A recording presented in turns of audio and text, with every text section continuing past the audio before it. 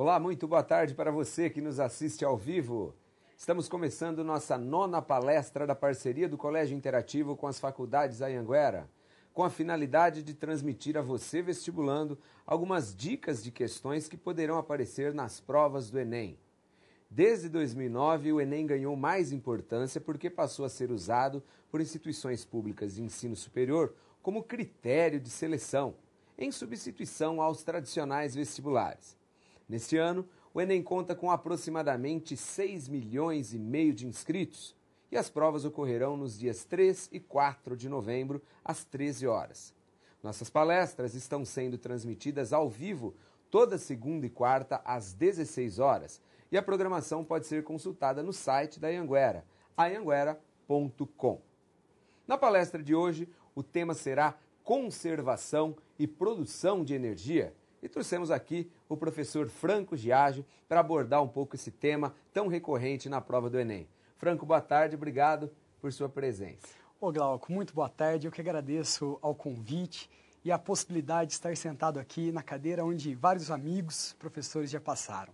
Também deixo meus votos de boa e produtiva tarde a toda a nossa audiência, é um prazer imenso estar aqui. Professor Franco, que vem de Ribeirão Preto, como está a temperatura lá, Franco? Tá tranquilo? 32 graus na sombra.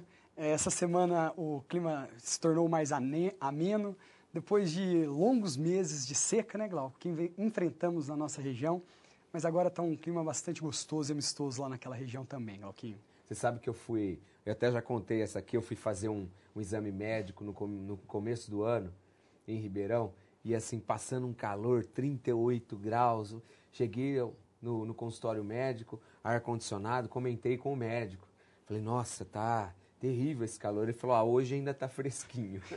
Tava 38 graus. Ribeirão é uma cidade bastante quente, né, Glauco? Abafada. Mas agora vindo para cá eu notei um clima bastante ameno, tá bastante gostoso lá, Glauco. Choveu um pouquinho, melhorou, né, Franco? Aguardo em Ribeirão num final de semana desse lá. Para irmos a uma igreja. Sem sombra de dúvidas, Glauquinho. Bom, lembrando que as nossas palestras estão disponíveis também no canal do Interativo no YouTube, que é Interativo SC, Interativo São Carlos, e também no canal da Anhanguera. É só você colocar lá a Anhanguera no YouTube, você vai poder ver a palestra do professor Luiz Anta, do professor Morrinho, do professor Alex, todos os professores que estiveram aqui nos estúdios do Colégio Interativo e das faculdades da Anhanguera. Lembrando que nós temos 30 minutos de papo, o professor Franco vai abordar o tema transformação de energia, produção de energia, super bacana, e em seguida eu vou repassar algumas perguntas que você aí em casa fizer, para que ele possa responder e clarear um pouquinho mais, esclarecer um pouco mais esse tema, como eu falei, tão recorrente na prova do Enem. Franco, vamos começar dando um panorama geral da prova do Enem? O que se fala demais é que o Enem mudou um pouco a forma de interpretar as exatas. A física e a química deixaram de ser exatas e passaram, de fato, para os ramos da ciência. É isso mesmo? É verdade, Glauco. A prova do Enem, a gente vê que cada vez mais ela busca não só os conceitos técnicos, científicos, mas muito as suas aplicações. Então, eu também vejo atualmente, Glauquinho, a prova do Enem não só como sendo uma prova de ciências, mas também uma prova de tecnologia de forma geral. Então, aqueles conceitos que são amplamente discutidos em sala de aula, que são debatidos, aquelas leis e todas as teorias, o Enem, na verdade, ele vai buscar saber se os seus candidatos, né, os seus alunos, conseguem aplicar aquela ciência numa situação real, numa situação problema, num aparato tecnológico, em alguma situação da vida cotidiana. Alguns anos atrás, Glauquinho, lá na sua origem, por volta dos anos de 98, 2000 e pouco, a prova do Enem era, sim, claramente uma prova livre de fórmulas e muito, muito pouco quantitativa. Agora, com esse novo modelo, de 2 anos para cá, a prova de física, falando principalmente dela, é uma prova que aborda em pequena quantidade questões muito quantitativas, mas a gente vê que cada vez mais essas questões vêm sendo cobradas. Então, claramente, não vai ser exigido do nosso candidato discussão de fórmulas extremamente complexas, mas aquelas mais corriqueiras, aquelas que são batidas de forma mais intensa em sala de aula, esta sim vem caindo nos últimos anos aí. E mantém-se aquela postura original de buscar a interpretação gráfica, a junção de gráfico com tabelas e suas interpretações, a discussão do resultado obtido. Estas características continuam sempre muito presentes. Além disso, se a gente pegar a ementa do Enem, a gente vê sempre a busca de interpretação de etiquetas, Glauquinho. Aquelas etiquetas que a gente vê atrás dos aparelhos elétricos, eletrônicos, a interpretação dessas unidades, a interpretação dessas grandezas é algo que vem caindo de forma bastante constante nas provas do Enem, Glauco. Franco, e com relação aos enunciados? Pessoal, vários professores da área de humanas passaram por aqui e ressaltaram o fato de que os enunciados são longos e às vezes cansativos. E no caso, por exemplo, de história, de filosofia, de sociologia, muitas vezes o aluno encontra a resposta no próprio enunciado. A física, as ciências de uma forma geral vão por esse caminho também? Então, Glauco, é uma faca de dois gumes, né?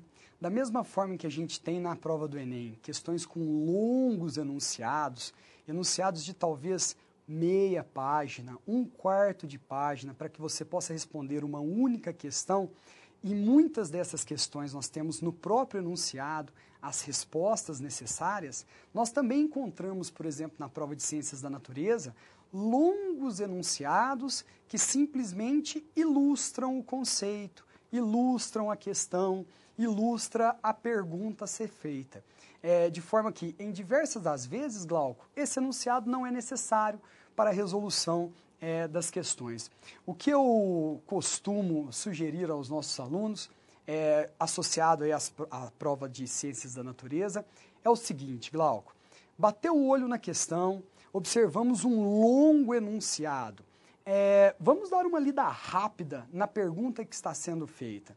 E muitas das vezes, Glauco, ao ler essa pergunta, nós já somos capazes de responder ao enunciado. E aí, nesta estratégia, digamos dessa forma, ganha-se um bom tempo, que talvez seja o grande obstáculo a ser batido na prova do Enem. Continua sendo uma prova extremamente interpretativa, continua sendo uma prova de grande habilidade lógica, direta, matemática simples, mas eu julgo que essa estratégia, em alguns momentos, pode ser pertinente e de extremo valor ao nosso candidato aí.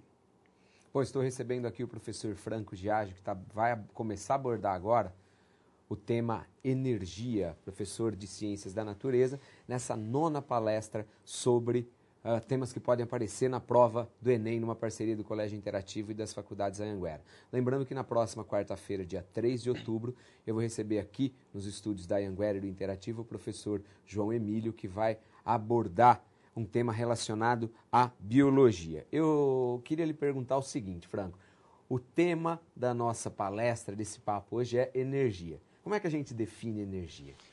Poxa, Glauco, grandeza de difícil definição, viu? E, sinceramente falando, é muito difícil a gente definir energia sem nos embasarmos numa segunda grandeza, um segundo conceito. É mais ou menos o seguinte, Glauco, a cinemática, ela explica alguns fenômenos e alguns processos que ocorrem na natureza de forma bastante simples, né, o estudo dos movimentos. Mas nós temos algumas situações em que a cinemática ela não se torna e não se faz eficiente. E aí a gente precisa se embasar em outros conceitos, outras ideias. Se você me perguntar, como foi perguntado aí, o que é energia, a energia está associada à capacidade ou condição necessária para que algo aconteça, um fenômeno aconteça. E este algo aconteça, Glauco, sempre está associado à realização de um trabalho.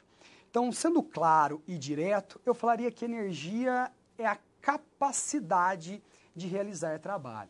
Então, se um sistema ou um corpo, vamos dizer assim, ele é capaz de certa forma, realizar trabalho, eu digo que associado a ele, nós temos uma certa quantidade de energia. E aí você poderia me perguntar também, Glauquinho, o que é trabalho? O que é trabalho? Glauco, eu te digo, trabalho é a energia transferida para um corpo. E energia é a capacidade de realizar trabalho. Então nós temos aí duas grandezas que são irmãs, trabalho e energia são grandezas que estão intimamente associadas, Glauco. Estão tão associadas que até mesmo as mesmas unidades nós temos.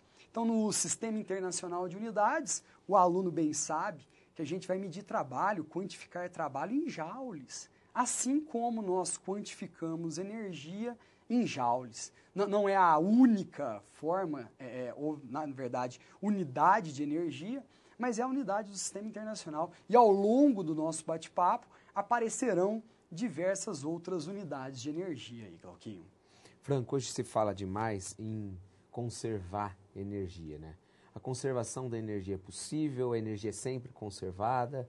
O Glauco, na verdade é o seguinte, a energia mecânica nem sempre ela é conservada, né? A energia mecânica, que o aluno sabe, é aquela energia associada ao movimento, quando ela recebe o nome de energia cinética, ou associada à posição que um corpo ocupa no espaço, a energia na forma potencial gravitacional, ou energia potencial elástica, associada a barras, a estruturas deformadas, elásticos, molas. Essa energia, Glauquinho, ela nem sempre ela é conservada. Mas nós podemos dizer, sim, que a energia total do universo ela é constante, Glauco.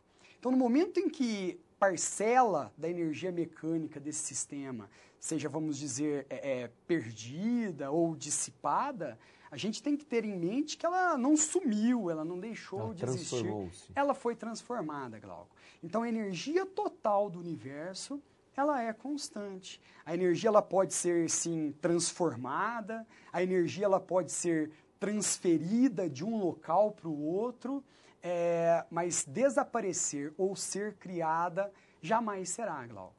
Inclusive nas provas é muito comum, e vamos falar em breve sobre isso, ser perguntado a energia consumida por um aparelho elétrico, um chuveiro elétrico, que é um termo, Glauquinho, que sinceramente falando eu não gosto muito.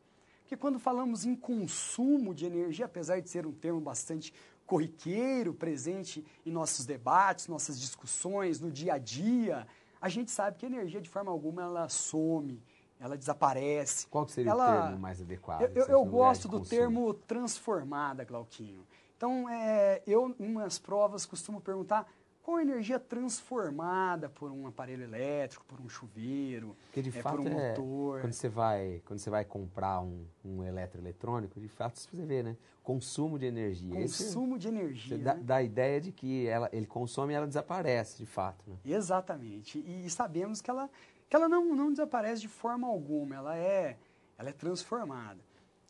Ô Franco, aproveitando que a gente já debateu aqui vários assuntos, o Enem tem essa proposta da interdisciplinaridade, né, as coisas se amarrando.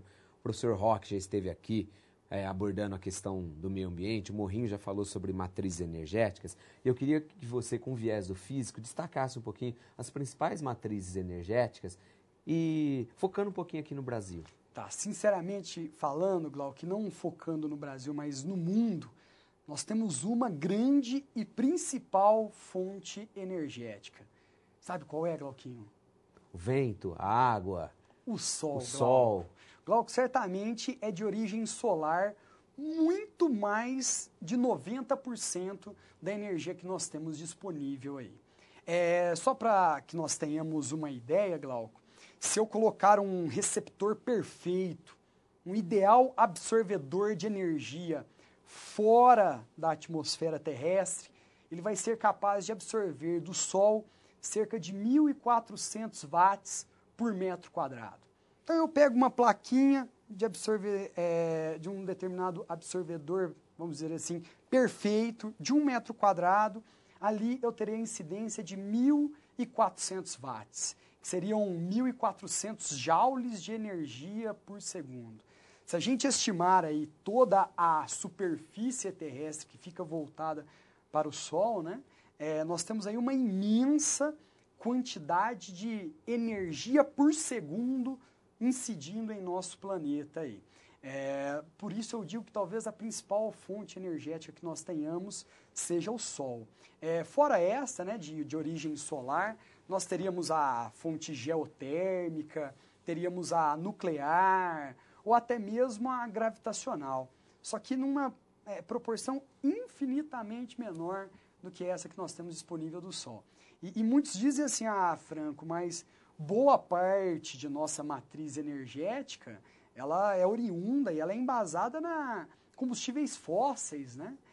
Petróleo, carvão, o morrinho, inclusive, abordou gás. E estas fontes de combustível fóssil, Glauco, nada mais são do que fontes armazenadoras, vamos dizer assim, de energia solar, né? Então, se nós temos o petróleo, nós temos o carvão, matéria orgânica, que ao longo dos milhares de anos, numa decomposição anaeróbica, se transformaram em combustível. Mas para que nós tenhamos a existência dessa matéria orgânica lá no passado, foi indiscutivelmente necessária a ação do Sol, a ação solar que nós temos até hoje.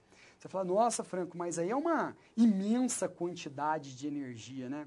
É bem verdade, Glauco, mas por volta de 30% desta radiação, ela é refletida na entrada da atmosfera. Outros 40% são absorvidos pelos mares, pela atmosfera propriamente dita. E por volta de 0,02% somente, Glauquinho, é utilizada na fotossíntese. Então, praticamente toda a energia que nós temos disponível para alimentação, nós que também somos seres transformadores de energia, toda essa energia solar incidente na Terra, somente 0,02% é utilizada na fotossíntese, que vai ser convertida em glicose, em energia pelas plantas, que alimentarão os animais presentes na superfície terrestre. O Sol que você chama de fonte primária energética. Exato, Glauco. Aí você vai falar assim, mas Franco, boa parte da matriz energética, e brasileira no caso, ela é de forma hidrelétrica, né? Utiliza-se muito pouco da energia solar. Então, Glauco, mas quem de certa forma reabastece os reservatórios de nossas hidrelétricas é o Sol, através da ciclagem da água, né? Então nós, de certa forma, represamos a água, criamos esse grande desnível, associado a esse desnível, nós temos uma energiazinha denominada potencial gravitacional.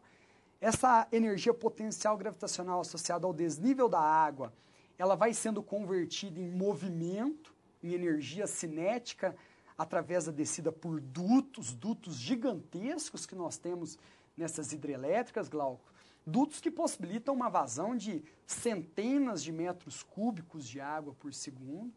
Essa água atinge com alta energia cinética as pás das turbinas das hidrelétricas, e essas pás, Glauco, associadas, acopladas pelo seu eixo ao eixo de um gerador elétrico propriamente dito, esse gerador vai converter essa energia cinética de rotação em energia elétrica útil para a comunidade, para a sociedade, através de um fenômeno chamado de indução eletromagnética.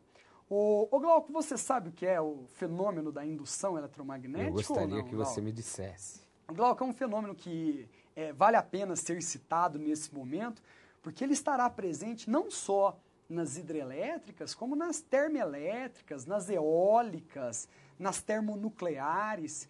Seria o princípio fundamental de transformação de outras fontes de energia em energia elétrica para a nossa comunidade ou sociedade atual, Glauco.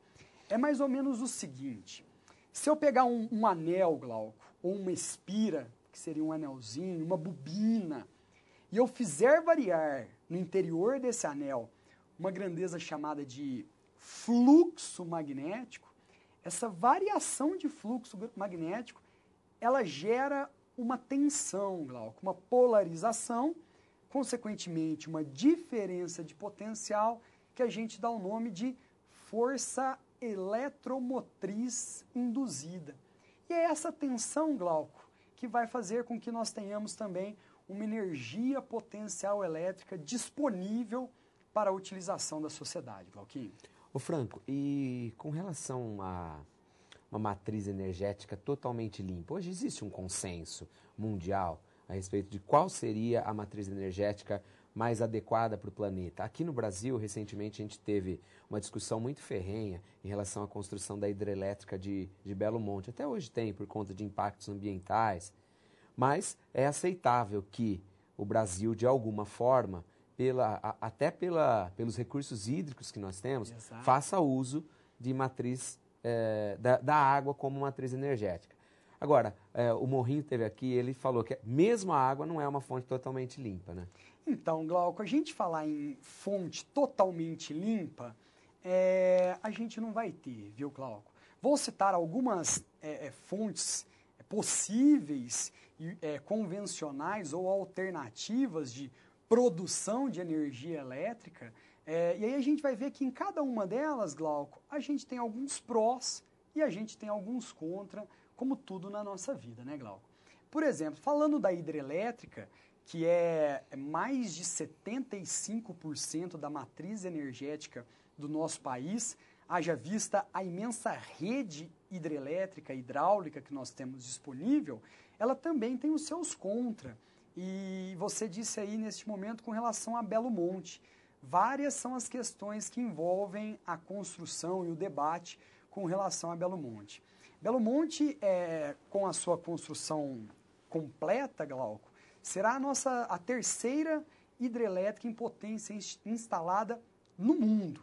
Então ficaria atrás das Três Gargantas, que teriam 20 gigawatts de potência instalada, atrás de Itaipu, com 14 gigawatts, teríamos Belo Monte, com 11,5 gigawatts. É uma quantidade de potência gigante, né, Glauco? É muita energia sendo transformada num intervalo de tempo muito curto. Mas tem algumas questões que são negativas também com relação a Belo Monte. Uma delas está justamente embasado no regime de chuvas da região. Nós teremos lá, Glauco, um inverno bastante seco, e essa potência de 11,5 gigawatt, ela não estará disponível por 6 meses do ano. Então, ao longo de 6 meses do ano, Glauco, Belo Monte vai trabalhar por volta de 40%, 35% de sua capacidade máxima. Também temos que levar em consideração, Glauco, que na construção de uma grande hidrelétrica, de uma usina hidrelétrica do porte da de Belo Monte, está inserida aí também a necessidade de uma grande região alagada. No projeto de Belo Monte, 11 cidades seriam atingidas por esta represa, diversas, inclusive comunidades indígenas, estariam alagadas na região, na área da represa de Belo Monte. Além desse fator social, né, Glauco, devido à necessidade de transportar mais de 20 mil pessoas dessa região, outras 100 mil pessoas chegando numa região que não tem uma infraestrutura montada, a questão indígena é muito forte naquela região. Haja vista que diversos locais onde estão embasadas a cultura indígena, suas fontes de recursos, de alimentação e até mesmo alguns locais sagrados para a cultura indígena teriam que ser, de certa forma, alagados para a construção dessa barragem de Belo Monte. E é necessária essa represa, Glauco, essa grande quantidade de água represada, porque é nisso que se embasa o funcionamento de uma hidrelétrica. Para que eu tenha uma hidrelétrica de grande potência, eu tenho que necessariamente ter duas grandezas de alta intensidade, que seria a vazão de água. Eu tenho que ter disponível um grande fluxo de água, um intenso fluxo de água e um grande desnível. E esse desnível, assim como esta vazão, são obtidos a cargo de uma grande represa, de uma grande área alagada. A fauna daquela região, indiscutivelmente, sofre drasticamente com isso. Uma imensa quantidade de árvores deve ser necessariamente retirada daquele ambiente anteriormente ao seu alagamento também, Glauco.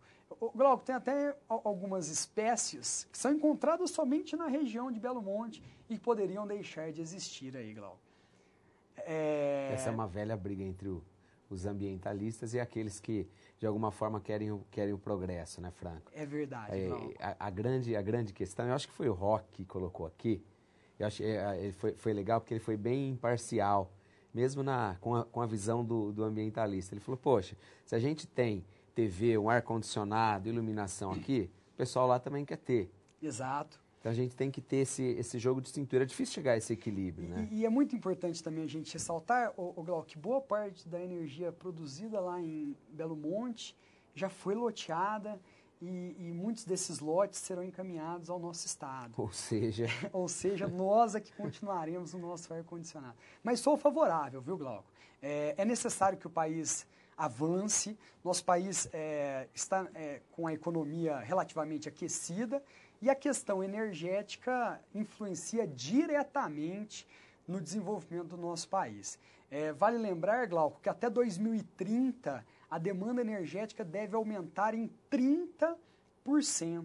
Em 2030, a população mundial deve atingir os 8 bilhões, sendo que atualmente 1,5 bilhões de habitantes não têm acesso a esta tecnologia da luz elétrica, da energia elétrica. E certamente a gente, e quando eu digo a gente, nosso, entre outros países, devem ser capazes de possibilitar isso à sua população. Glauco, vale ressaltar que o que alguns ambientalistas sugerem é que os 30 bilhões que seriam investidos em Belo Monte poderiam ser investidos não na geração de mais energia, e vale lembrar que quando eu digo geração, eu estou falando, na verdade, de transformação, né, Glauco? Mas eles poderiam ser investidos em tecnologias que tornassem o sistema atual mais eficiente. Então, se eu pegar aí, por exemplo, uma usina eólica, né, Glauco? Um parque eólico, o que fazem os geradores eólicos? Utilizam-se da energia dos ventos para que nós tenhamos energia elétrica. De que forma? Eu tenho aqueles gigantescos captaventos dispostos em regiões de grande movimentação de massas de ar. Esses cataventos vão acoplados novamente a um gerador elétrico, de forma muito semelhante ao que a gente tem nas hidrelétricas. Ao serem giradas essas pás, esse gerador converte essa energia cinética de rotação em energia elétrica. A eficiência dos cataventos atuais, dos geradores de energia elétrica a partir de energia eólica, é por volta de 20%, Glauco. Então, de toda a energia presente nesse movimento, 20% somente vira energia elétrica. E essa baixa eficiência é presente em diversas outras transformações também, Glauco. Aqui em São Carlos seria um lugar ideal para você utilizar Glauco, a energia eu morei eólica, por 11 anos nessa bela cidade de São Carlos. Eu costumava dizer que na garagem da minha casa tinha um túnel de vento ali. Agora, me diga uma coisa, normalmente a gente vê aqueles grandes cataventos e as pás elas se movem lentamente.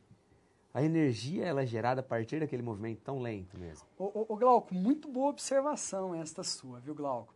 Glauco, o que a gente tem ali é uma outra coisa que certamente pode estar presente na nossa prova em novembro, é um acoplamento de polias. É uma transmissão de movimento circular. Então, pense você, Glauco, que aquelas pás do catavento estão associadas a um eixo, e na extremidade desse eixo, Glauco, imagine que eu tenho uma engrenagem de alto raio, uma engrenagem com diversos dentes. E essa engrenagem, Glauco, com muitos dentes, está acoplada pela periferia, através de sua borda, com outra engrenagenzinha de raio muito menor, consequentemente com um número muito menor de dentes, que estará acoplada ao eixo do gerador elétrico. Então, a proporção, Glauco, é de aproximadamente 50:1. Então, se eu pegar a engrenagem associada às pás e a engrenagem vinculada ao eixo do gerador elétrico, a engrenagem ligada às pás ela é 50 vezes maior. Consequentemente, Glauco, cada uma única volta daquelas pás, que reverteria uma única volta da engrenagem maior, é equivalente a 50 voltas da menor que está ligada ao eixo do gerador. Então, só dando valores para que torne mais palpável essa transmissão de movimento, as pás daqueles cataventos dos parques eólicos giram por volta de 20 a 30 RPMs, rotações por minuto. Quando eu tenho essa transmissão de movimento para o eixo do gerador, isso passa a girar e rotacionar de 1.000 a 1.500 rotações por minuto. Então, o que a gente vê realmente é um movimento com baixa rotação, com baixa velocidade angular, só que lá dentro, no gerador propriamente dito, é um movimento intenso com alta rotação, Glauquinho. Bom, nós estamos aqui recebendo o professor Franco Giage. Eu estou aqui sofrendo com uma lesão na perna. O craque é sempre visado pelos zagueiros. Os grandes craques são caçados em campo. São caçados em campo. Eu tenho que parar com esse negócio de jogar futebol. E nessa 9ª palestra, você pode fazer perguntas. Franco, olha como está passando rápido. A gente está agora com 31 minutos de papo. Eu vou começar a repassar as perguntas para o professor Franco, mas enquanto ele toma uma água, coitado, que ele falou bastante aqui, muito obrigado, eu vou lembrar algumas coisas essenciais para você. Você que não pode assistir ou não pôde assistir alguma de nossas palestras ao vivo, você pode acessar o canal do YouTube do Colégio Interativo, que é Interativo SC, ou então Anhanguera, o canal das faculdades Anhanguera. Anhanguera, você coloca lá, você vai acompanhar a palestra do professor Luiz Anta, do professor Alex, do professor Roque, professor Morrinho, todos os professores que estiveram aqui abordando algum tema relacionado ao Enem. E para você acompanhar a palestra ao vivo, você pode, obviamente, utilizar o Facebook da Anhanguera ou também o link tvenem.interativo.com.br. Vou repetir, tvenem.interativo.com.br. Lembrando que essa é a nossa 9ª palestra e na quarta-feira próxima, também às 16 horas, nós vamos receber o professor João Emílio, professor da área de ciências do Colégio Interativo. Ô Franco, já tem pergunta aqui, eu não sei se você vai responder, mas a Tatiane Magno, ela pergunta para você se você saberia citar alguma espécie que poderia deixar de existir em Belo Monte. Difícil essa pergunta, né? Glauco, tem uma espécie que é bastante endêmica na região, que é uma espécie de réptil lá, Glauquinho, que é uma cobra, não sei se você já ouviu falar, a papacu rasteira. Conhece, não, Glauco? Não conheço. Nunca ouviu falar? Que pode deixar de existir. Pode deixar de existir naquela região. Glauco. Tá certo. Bom, tem uma outra pergunta aqui, Franco. O Cláudio de Piracicaba pergunta para você o seguinte: a energia gerada em uma usina hidrelétrica pode ser armazenada para os momentos de pico? Ô, Glauco, muito sagaz essa pergunta, Glauco. O Glauco tem duas questões que são diferentes, que seria talvez a crise energética e a crise de potência, né? E aí, para eu falar um pouquinho dessa crise energética e crise de potência, eu vou rapidamente falar o que é potência, o que e qual é a sua relação com energia. Ô Glauco, nós estamos longe de termos uma crise energética, mas não tão longe assim de termos uma crise de potência. Como assim? Se eu pegar aí a energia, a potência média, tá? Que seria a rapidez com que a energia vai sendo transformada pela comunidade, a potência média do nosso país gira por volta de 50, 60 gigawatts, Glauco. Só que em momentos de pico, entre as 6 da noite e as 6 da tarde e as 9 da noite, Glauco, que é o momento em que a iluminação urbana ela é acesa. É o momento em que muitas indústrias continuam a pleno vapor. E o momento em que os trabalhadores chegam em suas casas e querem tomar o banho, ligam talvez o ar-condicionado, fazem uso de fornos elétricos, chuveiros elétricos. Nesse momento podemos atingir um pico de 72 gigawatts. Esse pico histórico, Glauco, ele foi atingido no último verão agora, um pico de 72 gigawatts. Nós podemos armazenar energia elétrica para ser utilizada em momentos de pico? É o seguinte, Glauco, podemos, mas em grande escala isso fica muito difícil. Então, ela pode ser armazenada em baterias, essa energia elétrica disponível em momentos de menor consumo, ela pode ser usada para nutrir resistores que vão se aquecer por efeito Joule e dessa forma esquentar outros reservatórios de água que poderiam ser transformados em vapor e nutrir termoelétricas num segundo momento. É verdade, Glauco, mas é de difícil solução para grandes demandas ou necessidades. Então, a energia ela é armazenada, Glauco, quando a água está represada. Então, a água na barragem, eu tenho ali energia potencial gravitacional armazenada. Só que essa barragem ela tem um limite também. Então, no momento em que nós temos os nossos reservatórios completamente cheios, é aberto o ladrão e essa água ela é liberada e nós não transformamos essa energia potencial gravitacional em energia elétrica.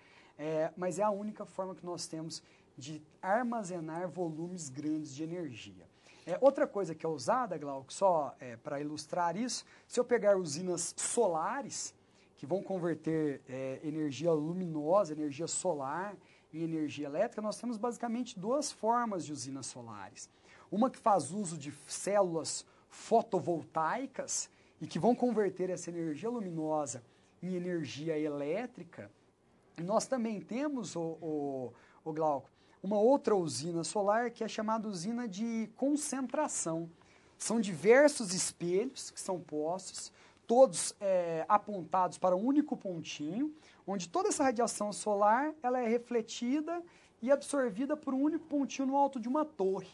Nesse pontinho nós temos o aquecimento de água e essa água, posteriormente convertida em vapor, ela é lançada nas pás, novamente, de uma turbina que está acoplada a um gerador elétrico. Nós teríamos aí uma usina solar. E uma evolução agora tecnológica recente, Glauco, é de uma empresa espanhola que ela está armazenando esse excedente que acontece em dias de alta insolação durante o dia.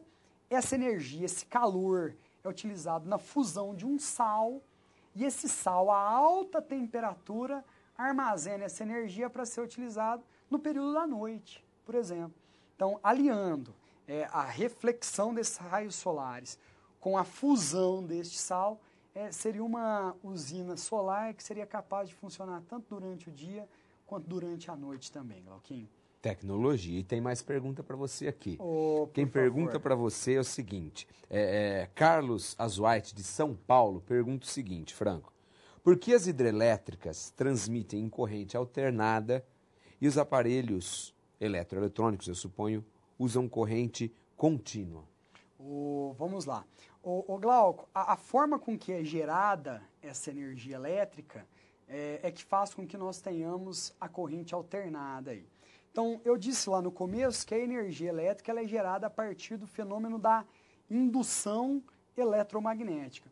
E nesse fenômeno da indução eletromagnética, Glauco, eu tenho momentos em que, deixa eu tentar ser didático, eu tenho a aproximação de um campo magnético norte, de um polo norte, de um suposto ímã, e momentos em que eu tenho a aproximação de um polo sul, de um suposto ímã, no momento em que eu vou tendo a rotação do eixo do gerador. E aí, devido a essa inversão de polos, eu vou tendo essa inversão dos polos na força eletromotriz gerada, aquela força eletromotriz induzida. Devido a esse efeito, que é o efeito da indução eletromagnética, é que nós temos aí a geração da corrente alternada, que era defendida por Nikola Tesla, né, Glauco? E Tesla e Edison brigaram no passado aí para ver qual seria a forma de transmissão de energia a ser utilizada nos Estados Unidos há um longo tempo atrás aí, Glauco. Franco. Glauco, eu mais tenho mais pergunta Opa, aqui por favor. Você. Não, você quer falar? Não, Te não. cortei. Nós citamos aí diversas transformações de energia, não sei se a próxima pergunta é sobre isso, mas nós ainda não falamos da fonte nuclear, né? Você quer abordar um pouquinho a fonte nuclear? Podemos? Tem alguma pergunta aí com relação a esse tema? Não tem. A pergunta, eu vou passar a pergunta para você, e você toca daí. Então, Pedro Luiz de Campinas pergunta o seguinte, é verdade que os linhões de transmissão de energia são ocos por dentro? Posso falar um pouquinho aí, Glauco? Claro. Bom, e Glauco, por que ele pergunta ainda? Inicialmente eu vou falar aí da energia nuclear. Pode ser? Por favor, Franco, vamos Glauco, lá. Temos, inclusive, só lembrando, a gente tem 5 minutos, passa rápido o nosso tempo, não passa demais, eu estava super ansioso aí, Glauco. Olha, foi 5 minutos, vamos lá, manda ver. Tá. Glauquinho, inicialmente eu vou falar da energia nuclear aí, que também é um dos tópicos da nossa conversa que ainda não tivemos tempo para abordá-lo aí. Muito se fala da fonte de geração de energia nuclear, né? E tem pontos muito positivos. Creio eu que você se lembra do Rock quando ele passou por aqui e percebi que ele é grande defensor dessa fonte de energia, né? E indiscutivelmente é a forma mais concentrada de energia que nós temos. Só para ter uma ideia aí, Glauco, nós temos a cada 1 tonelada de carvão, a energia liberada na queima de 1 tonelada de carvão, bastariam poucos gramas de urânio para que seja gerada essa energia. Mas também, como já foi dito, nós temos alguns pontos negativos com relação a essa fonte de energia, que o principal deles é o resíduo, né? É o lixo radioativo, que hoje temos algumas ideias do que pode ser feito, tem algumas usinas que estão buscando o reaproveitamento desse lixo, passar novamente pelo processo de enriquecimento e ser reutilizado dentro de usinas nucleares, mas a priori nós temos que armazenar esse lixo altamente radioativo aí, Glauquinho. O Glauco, eles são armazenados em tonéis com cimento, uma blindagem de aço, chumbo bastante espessa, para impedir que essa radiação ela seja extravasada. Essa é a grande preocupação. Mas é uma energia que a gente faz uso dela. O Brasil tem 2% da sua matriz embasada no nuclear. E o Sol, ele também é um reator nuclear, né, Glauco? Não é um reator de fissão nuclear, como nós temos em Angra, mas é um reator de fusão nuclear, né, Glauco? Bom, Franco, então eu vou repassar para você uma pergunta da Melanie, que vem de São Paulo. Ela pergunta para você o seguinte, para você diferenciar quilowatt de quilowatt-hora. Acho que ela está lá com a continha de luz, ela quer dar uma olhada e pediu para o professor de física diferenciar. Glauco, essa é uma pergunta muito pertinente ao Enem, eu vou te falar o porquê, Glauco. Glauco, se você pegar desde 98, e eu não estou sendo exagerado, até o ano passado, em todos os anos, caiu uma questãozinha de quilowatt-hora. Em todos. Inclusive, você, aluno, há 2 anos atrás, quando houve o vazamento de uma das provas do Enem e a prova foi remarcada, nós tivemos questões de quilowatt-hora na prova que vazou e tivemos questões de quilowatt-hora na prova que realmente valeu, né? Que não vazou. Que não vazou, algumas semanas depois aí. Qual a diferença de quilowatt e quilowatt-hora? Quilowatt, Glauco, é uma unidade de potência, enquanto que quilowatt-hora é uma unidade de energia. Então eu posso associar quilowatts à rapidez com que um aparelho transforma energia, à rapidez com que uma usina transforma, gera energia. E o quilowatt-hora sempre vai ser associado a consumo residencial, industrial, comercial. Eu havia dito lá no começo a você, Glauco, que o Joule é a unidade de energia do Sistema Internacional de Unidades. Mas para o consumo residencial, comercial, industrial, é uma unidade que se tornaria muito pequena e talvez muito pouco prática. Haja vista, Glauco, que ao longo de um banhozinho seu, você transforme por volta de 3.600.000 joules de energia e que é equivalente a 1 kWh. Deixa eu falar para o nosso aluno rapidamente, caso tenha alguma questãozinha de kWh aí, de que forma isso pode ser abordado. O Glauco, é muito lógica a ideia de que a energia transformada, consumida por um aparelho elétrico, tem 2 variáveis, né? A potência desse aparelho, que seria a rapidez com que esse aparelho transforma, converte energia, e o tempo de utilização desse aparelho, o tempo que ele está ligado. Então, se eu imaginar uma equaçãozinha simples, onde energia é o produto potência-tempo, se eu me utilizar das unidades adequadas, Glauco, e colocar a potência em quilowatt, o tempo em hora, eu chego no consumo energético em quilowatt-hora. Posso fazer mentalmente aqui um cálculozinho com você, Glauco? Claro que você pode. Ô, Glauco, o seu chuveiro, ele tem uma potência de por volta de 4.000 watts, tá? Talvez um pouquinho a mais, eu vou fazer essa continha para dar um valor numérico adequado. 4.000 watts seriam 4 quilowatts, né? O quilo é o prefixo que representaria 1000 aí, a milhar, o 10 a terceira. Então, se eu pegar o 4 kW, Glauquinho, e multiplicá-lo por um banhozinho de 15 minutos, que seria 1/4 de hora, né? Então, 4 kW vezes 1/4 de hora, eu teria 1 kWh, que seria a energia transformada ao longo de um banho, hoje por volta de 45 centavos com impostos, Glauco. Com impostos. Com impostos. Melanie, ficou claro? Tem mais uma pergunta para a gente finalizar então, Franco. A Camila Pereira, ela não menciona aqui de onde, pergunta o seguinte para você. Professor, o Brasil possui energia suficiente para abastecer a população futura? Ô, Glauco, essa é uma pergunta muito boa, né?